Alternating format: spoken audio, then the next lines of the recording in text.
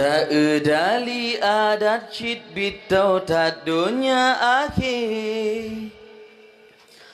maksiat mebagotat jeb-jeb tempat ke abihilahi ane jitimpoh ya jitimpoh ma butat ganje jinno dum di Aceh butlang kanyo ka terjadi akidah dalam badan pergaulan ngenjahe mata mahalom narkoba penghancur generasi na yang pegadro Allah di Aceh nyukalahe pegadro Nabi Isa di Aceh ka terjadi menyeke ulama syijit tejut pe Yahudi nyo pengikut daja halia darah tak semati nyokan haba kegura haba nyoka terjadi nyoban ka di Aceh syita preh-preh bala Rabbi bener jagaan nyo wahai pema dengan ayah bener peturi Allah ne pasawa iman lam dada bekne karasikula sampehan jituri daya bek tan pebebang anu pergaulan jaga betul makut ke Allah azab tad urau tema bek gara-gara anu payah du lam nuraka pulam HP mememori rata saga nyan tukang pehancur tuha muda baja menyo pulam ngan pacubo hanji turi drone nalaka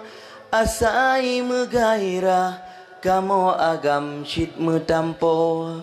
kan hanjut megaul tapi ben jaga dro lagi kun Islam bek kun syaitan peturut dro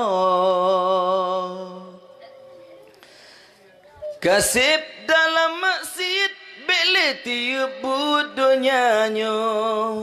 jami tak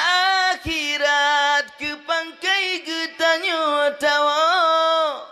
tanyo yang katuha puama cewek tan lagi go lepas raya dosa pubut jahe kana lako menan citanyo agam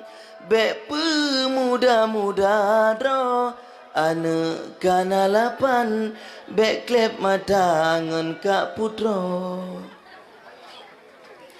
letak dum anak bajeng jimadeng pat yang lahir akibat pergaulan bebahan asa tamle sidara aji angkut bengo seput hana pre-pre lage sure kemang jipus yang le agam baki pakan pemahan tam pakan yahan tanyang beka sedot agam kemang keperut untuk hainang tak udali adat syid bitau tak dunia akhir yang jud ke alamat mandum kabelai lun pegat syairnya kan kun kedrone bahati bele tahai bala tahai gempa sabi jaga doai tolan jaga Islam bohati pegang persiapan tak sambut perang Ba'al Mahdi.